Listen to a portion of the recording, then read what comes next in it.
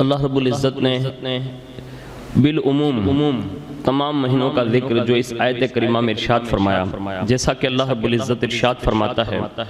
کہ بے شک مہینوں کی گنتی اللہ تعالیٰ کے نزدیک 12 ہیں اللہ تعالیٰ کی کتاب میں۔ تو اس آیت کریمہ سے یہ پتہ چلا کہ اسلامی کل مہینے 12 ہیں۔ یہ بالعموم 12 مہینوں کا ذکر ہے اس میں۔ ایک آیت مبارکہ اور ہے جس میں 4 مہینوں کا ذکر کیا، جس کی حرمت یعنی جس کی عزت تعظیم کرنا اس کو واجب قرار دیا۔ یہ 4 مہینے اور ہیں۔ لیکن ماہ رمضان شریف کی خصوصیت یہ ہے کہ قرآن میں کسی بھی مہینے کا نام نہیں لیا،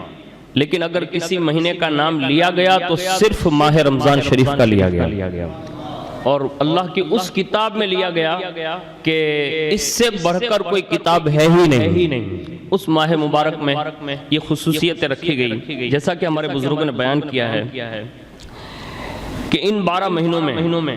9واں مہینہ ماہ رمضان مبارک شریف کا ہے، جو اللہ تعالیٰ نے مسلمانوں کے لیے رحمتوں، برکتوں اور مغفرتوں کا مہینہ بنایا ہے۔ اور رمضان شریف کا معنی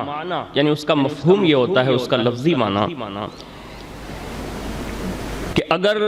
زمین سے پاؤں جلنے لگے تو اس کو رمز کہتے ہیں، تو اسی رمز سے یہ ماہ رمضان کا لفظ جو ہے نا وہ مشتق ہے۔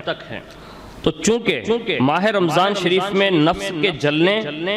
اور نفس کو تکلیف کا موجب ہوتا ہے، اس لیے اس ماہ مبارک کو رمضان شریف کہا جاتا ہے۔ اس کے سوا دوسرا معنی انہوں نے بیان کیا ہے، یا رمضان اس گرم پتھر کو کہتے ہیں جس پر چلنے سے پاؤں جلنے لگے، یا یوں بھی کہہ سکتے ہیں کہ جب اس ماہ کا نام رکھا گیا تو موسم گرما تھا، یعنی گرمی کا موسم تھا۔ تو یہ ماہ مبارک کے آتے ہی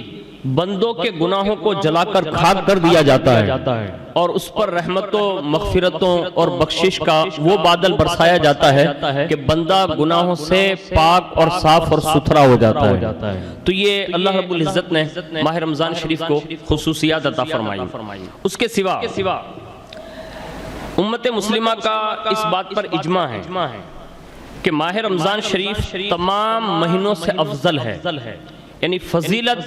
جو ماہ رمضان شریف کو ہے وہ کسی اور مہینے کو نہیں ہے۔ اللہ نے اس آنے والے مہینے کو یہ فضیلت عطا فرمائی ہے، اور اس کی فضیلت میں بے شمار اقوال ہمارے بزرگوں نے بیان کیے ہیں۔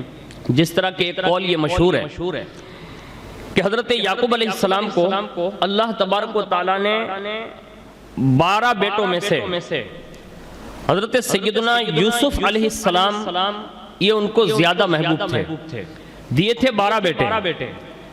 لیکن محبوب حضرت یوسف علیہ السلام تھے۔ اسی طرح اللہ تبارک و تعالیٰ کو 12 مہینوں میں سے سب سے زیادہ پسندیدہ اگر کوئی مہینہ ہے تو وہ ماہ رمضان شریف ہے۔ اب آپ اندازہ لگائیے کہ ماہ رمضان یہ خدا کی پسند کا نام ہے۔